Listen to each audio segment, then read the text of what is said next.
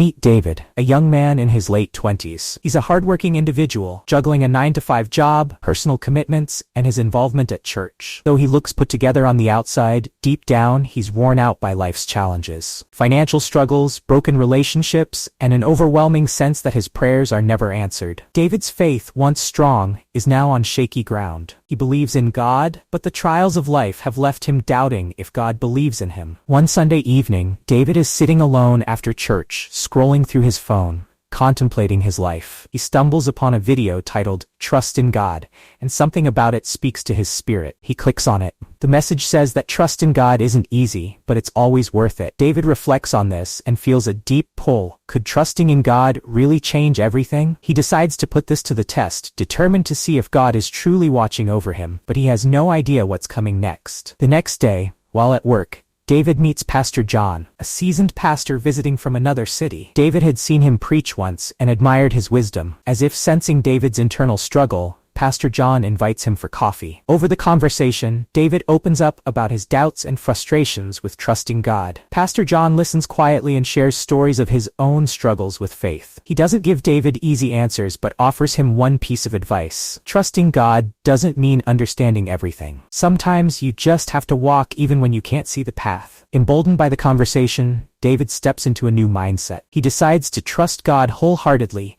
no matter what comes his way. With a renewed sense of purpose, he prays that night with more sincerity than ever, asking for direction and strength. He doesn't know what will happen next, but he's ready to put his faith on the line. Suddenly, life takes a turn for the worse. David's car breaks down on his way to work, leaving him stranded and in need of expensive repairs. His landlord gives him a surprise rent increase. At church, a project he's leading falls apart, making him feel even more like a failure. Each setback feels like a cruel joke. This is what happens when you trust God. His spirit begins to waver again as he asks himself, is this worth it? Just when David thinks things couldn't get worse, his boss calls him into the office. David's job, the only source of stability he has left, is on the line. The company is downsizing, and his position is in jeopardy. At this moment, the true weight of his trust in God is tested. Will he lose everything? That night, David sits alone in his apartment, drowning in despair. He prays like never before, but this time, it feels empty. There's no peace, no assurance, just silence. "God, where are you?" he cries out, feeling utterly abandoned. He starts questioning everything, believing he's been misled. Maybe trusting God was a mistake, he thinks. This is his darkest moment, where giving up seems like the only option. As David falls asleep with tear-stained eyes, he has a vivid dream. In the dream, he's walking through a dense fog, completely lost, when he hears a voice. "You're not alone." Suddenly, a bright light pierces the fog, revealing a path. He wakes up with a pounding heart, and in that moment, something clicks in his spirit. David realizes he's been waiting for outward signs of God's presence, when all along, God was walking with him. He just couldn't see it. His trust shouldn't be based on what's happening around him, but on the assurance that God is with him, even in the silence. With this newfound revelation, David approaches his challenges differently. He faces his boss the next day, prepared for the worst, but instead, he is offered a new position within the company, a better one than before. His car gets repaired through a kind mechanic who offers him a discount, and with renewed energy, David revisits his church project, finding solutions that he hadn't seen before. Everything doesn't become perfect, but now, with the treasure of God's invisible presence, he feels empowered to overcome each trial, one step at a time. After the whirlwind of challenges, David returns to his daily life, but something is different. The world around him hasn't changed much, but he has. His faith is no longer dependent on whether things go right or wrong. He's learned to trust in God's timing, provision, and guidance, even when things don't make sense. David's faith is now unshakable. He has become a man of deep trust in God, not because everything goes his way, but because he knows God is with him in every situation. He starts encouraging others in his church and at work, sharing his story of how trusting God isn't about immediate rewards,